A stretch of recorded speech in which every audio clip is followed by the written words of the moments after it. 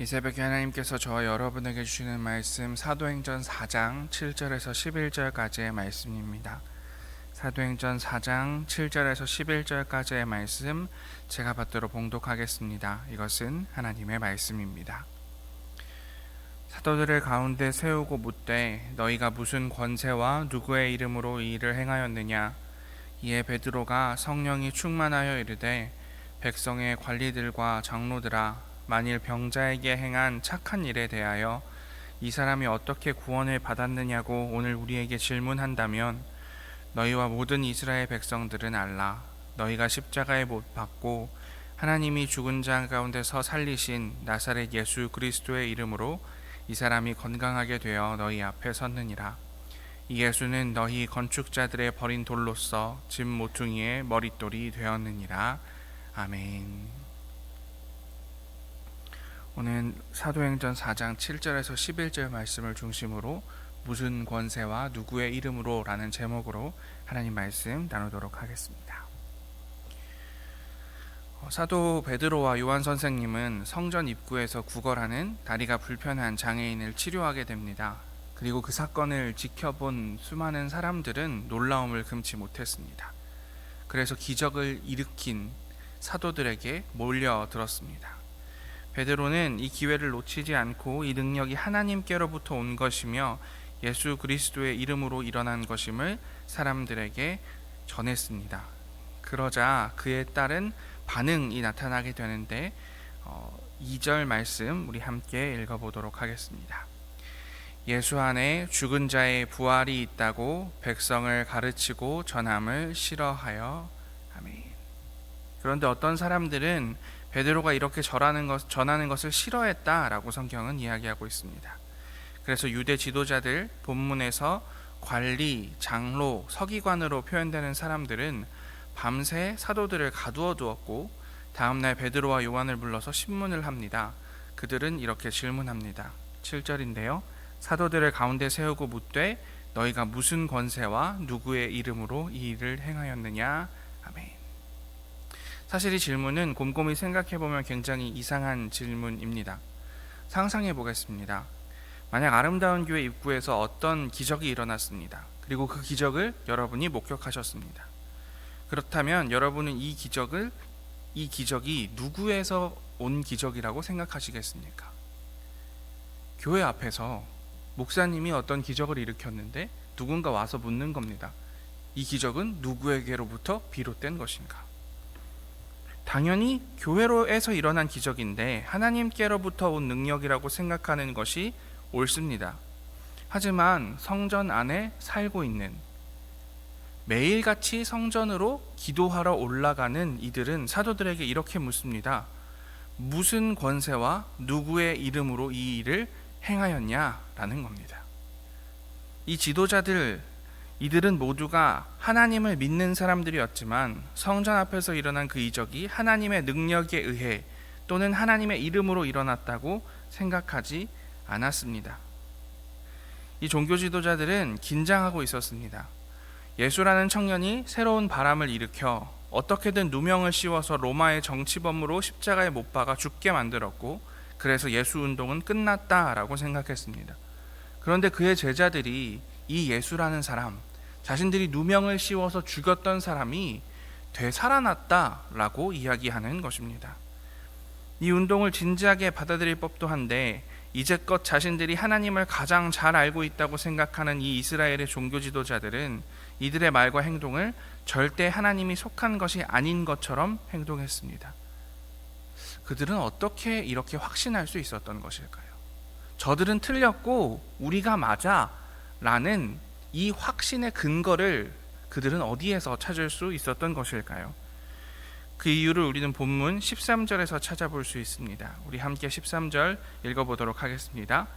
그들이 베드로와 요한이 담대하게 말함을 보고 그들이 본래 학문 없는 범인으로 알았다가 이상히 여기며 또 전에 예수와 함께 있던 줄도 알고. 아멘.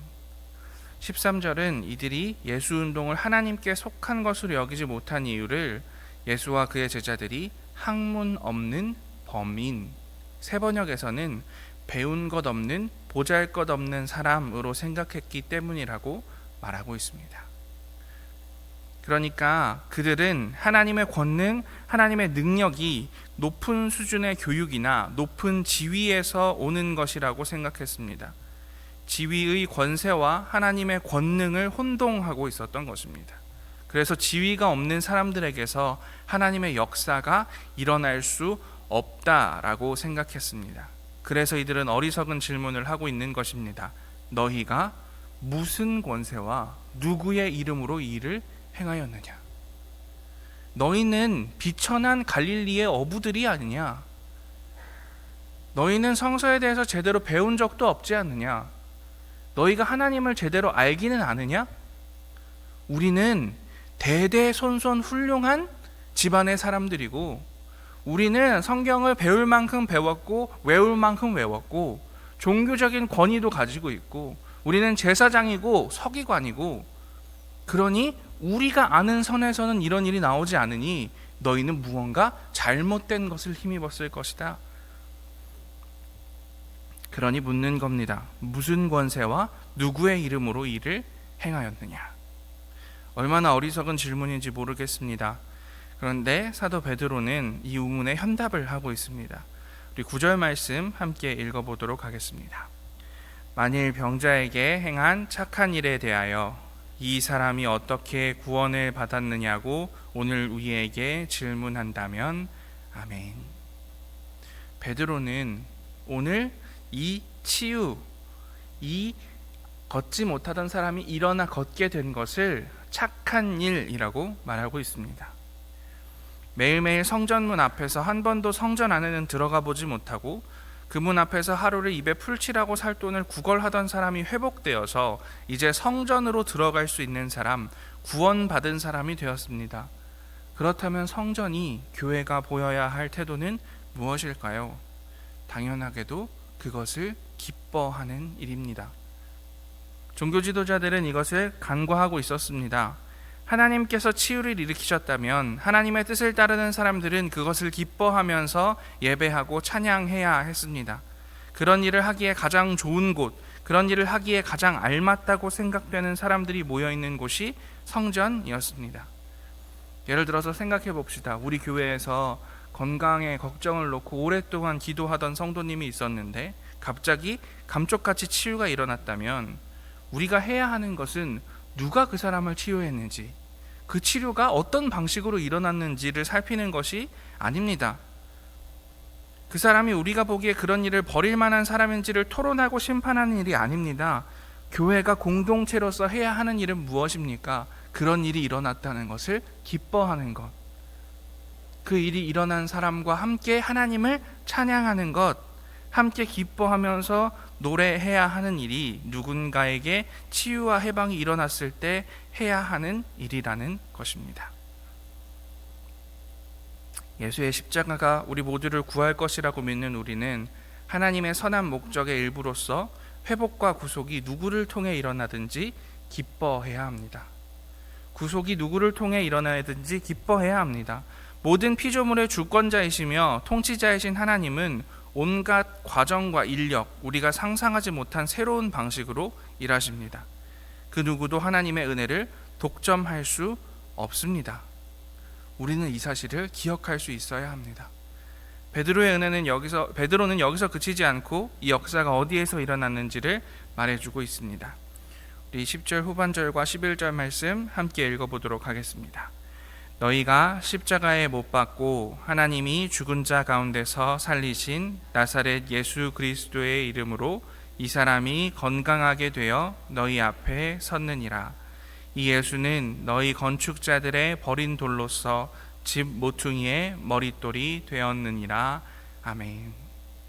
베드로는 오랜 고통을 겪던 사람이 지금 누리고 있는 건강, 이 해방이 전적으로 너희가 십자가에 못 박고 하나님이 죽은 자 가운데서 살리신 나사렛 예수 그리스도의 이름 때문임을 확인합니다. 그러면서 시편 118편 22절을 인용하면서 예수께서는 건축자들인 너희가 버린 돌이지만 하나님께서는 머릿돌로 삼으셨다라고 선언하고 선포하고 있습니다. 다시 한번 환기시키자면 지금 이 이야기는 성전 한가운데서 일어난 사건입니다. 성전 입구에서 베드로가 앉은 사람을 일으켜 세웠고 그 사람의 주변에 몰려든 사람들을 보고 성전 안으로 제사장들이 그를 불러와 신문하고 있는 일입니다. 로마 제국의 압제 아래에서도 권력과 부를 누리고 있는 종교 지도자들과 그들의 환심을 사기 위해 헤롯이 지어준 화려한 성전 건물 안에서 예수 그리스도께서는 볼품 없는 돌이었다라고 베드로는 말합니다. 그들이 예수 운동을 하는 초기 교회의 성도들을 권력이 없고 평범한 사람들이라는 이유로 하나님의 능력이 일어날 수 없다고 생각했던 것처럼 예수께서도 우리와 비슷한 취급을 받으시다가 결국 십자가에 못 박혀 돌아가신 것이다. 너희는 그를 알아보지 못했다 라고 베드로는 이야기하고 있는 것입니다. 그들은 비극적이게도 하나님의 집에 참 기초석이 될 수 있는 예수 그리스도를 거부하고 십자가에 못 박아 버립니다. 예수께서는 사실은 누구보다도 높은 자리에 앉으실 수도 있었습니다. 아니, 앉으셔야 하는 분이었습니다. 모든 사람들이 좋아할 만한 외모를 가지실 수도 있었습니다. 하나님이시고 하나님의 아들이신 신이시면서 온전한 인간이신 예수께서는 우리가 상상할 수 없는 모든 것을 가지실 수도 있는 분이었습니다. 하지만 우리가 알다시피 예수께서는 그렇게 하지 않으셨습니다. 권력도 없고 평범한 사람들, 이스라엘의 종교 지도자들의 표현으로는 학문 없는 범인들과 같아지시고 그들의 친구가 되기를 주저하지 않으셨습니다. 그리고 거기에 하나님의 나라가 있었습니다. 위대하고 거대한 건물 높은 자리에 앉아서 큰 권력을 누리고 있는 사람들에게 예수 그리스도의 이름의 능력이 나타나지 않았습니다. 아무나 들어올 수 없도록 차별과 혐오를 통해 더욱 강력한 권위를 가지려는 사람들에게 하나님의 기적이 나타나지 않았습니다. 볼품없는 사람들과 함께 볼품없는 자리에도 은과 금 그런 것은 나에게 없지만 예수의 이름만 가지고 있다라고 말하는 가장 가난한 동네 어부 출신의 베드로의 내민 손을 통해서 진정한 하나님의 나라의 기초가 세워졌고 거기에서 하나님 나라가 시작되었습니다. 저는 아름다운 교회가 크고 아름다운 성전을 가지는 떼골모라는 교회가 아니었으면 좋겠습니다. 어떻게든 돈이 많고 높은 자리에 앉아 권력을 휘두르고 인기가 많은 사람들을 끌어모으는 데 힘쓰는 교회가 아니었으면 좋겠습니다. 여러분 잘 되십시오. 복 받으십시오. 그게 하나님께서 주시는 은혜입니다. 복 많이 받아서 선한 영향력을 많이 끼치는 사람들이 되십시오 라고 말하는 그런 교회가 아니었으면 좋겠습니다.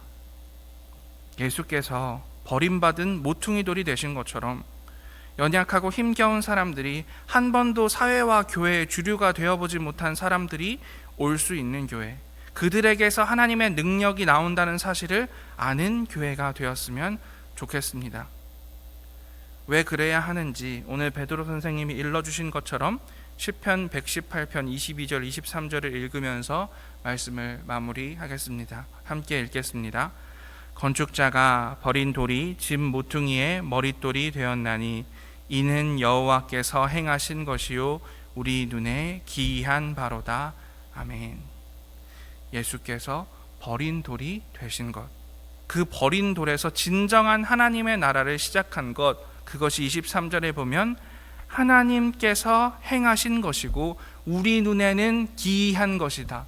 우리는 이해할 수 없고 우리의 본능은 그것을 거부하고 그것을 인정할 수 없지만 그것이 하나님께서 행하신 일이기 때문에 높은 것이 낮아지고 낮은 것이 높아지는 십자가의 역사, 모퉁이 돌의 역사가 하나님의 행하심으로 인해서 이 땅에 일어나고 있다는 것, 그 사실을 믿는 우리들이었으면 좋겠습니다.